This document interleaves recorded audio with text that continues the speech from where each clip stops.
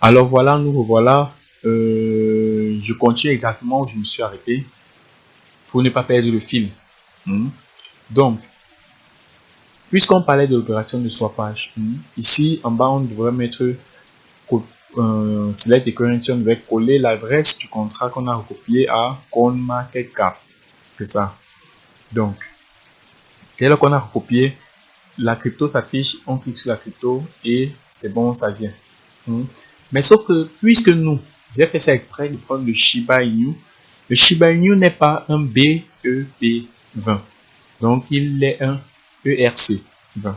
Parce que, retenez d'abord ce petit truc. BNB, BEP. Vous voyez, ça commence par B.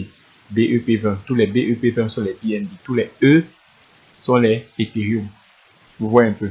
Donc, comme je disais tantôt, le Shiba Inu n'est pas un BEP20, c'est-à-dire qu'il ne peut pas se faire, il ne peut pas swapper, on ne peut pas le swapper avec PancakeSwap. Ce qu'il faut pour le swapper, il faut Uniswap. Donc, on va relier notre compte à Uniswap pour pouvoir effectuer notre achat. Mais déjà ici, les achats qu'on peut faire sont les achats avec les BEP. Comme le Dogecoin. Le Dogecoin, c'est une crypto BEP20. Donc, on peut l'acheter à partir de notre PancakeSwap. D'accord? Donc, que se passe-t-il donc?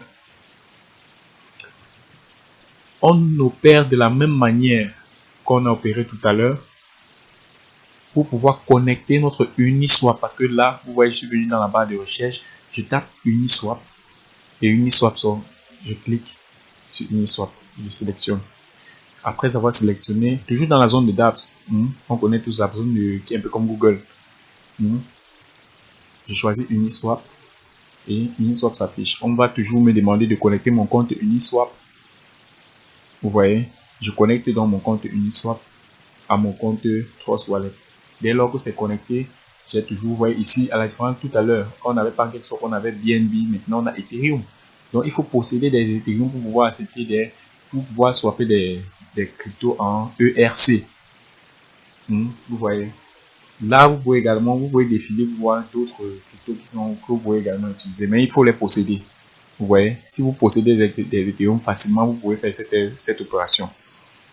Alors, là, vous voyez, je suis allé dans la barre de recherche, j'ai cliqué comme j'ai lancé la recherche comme je disais, j'ai collé l'adresse du Shiba Inu et ça a affiché. Voilà Shiba qui est affiché. Nous sommes bel et bien dans Uniswap. Tout à l'heure dans PancakeSwap, vous collez l'adresse, ça ne sort pas, ça n'affiche pas. Or, si vous collez l'adresse du Dogecoin par exemple, ça va afficher. Mais si vous venez ici, vous cliquez, vous mettez l'adresse du Dogecoin, ça ne va pas afficher parce que le Dogecoin n'est pas un ERC20. Vous voyez un peu la nuance, je pense que chacun voit un peu la nuance. Donc, c'est de ça qu'il s'agit, ça affiche, vous cliquez dessus et puis vous voyez, vous avez la possibilité de swapper des Ethereum contre du Shiba Inu. Vous mettez la quantité et vous achetez. Là, c'est juste pour vous montrer le canevas. Vous voyez, quelle qu'en soit la crypto, la première chose à faire, c'est d'abord aller sur CoinMarketCap. Sélectionner rechercher la crypto qu'on veut acheter. Étudier son projet. Donc, aller regarder son white paper. Regarder le projet. Est-ce que c'est un réseau fiable? Est-ce que les gens qui sont derrière sont fiables? Est-ce que ils ont déjà une communauté? Donc, à travers les analyses que vous aurez faites, vous voyez si c'est porteur, vous revenez, vous recopiez l'adresse du contrat, vous vérifiez si c'est une adresse et si c'est un contrat, si la crypto est sous le réseau Ethereum ou bien si c'est sous le réseau de Binance Smart Chain. C'est-à-dire que si c'est un ERC20 ou bien un BEP20. Dès lors que vous savez si c'est un ERC20 ou un BEP20, vous savez que c'est un ERC20. Ok, je vais utiliser Uniswap. C'est un BEP20. Ok, je vais utiliser PancakeSwap. Vous venez donc soit à Trust Wallet, soit à MetaMask pour pouvoir effectuer votre achat exactement dans le même processus que je viens d'expliquer.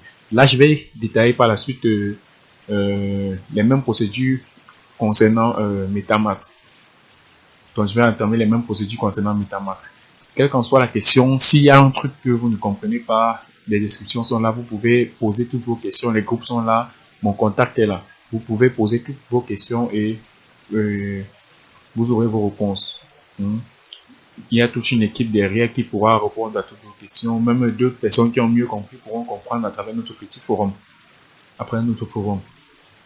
Donc voilà, nous allons passer à MetaMask pour la suite.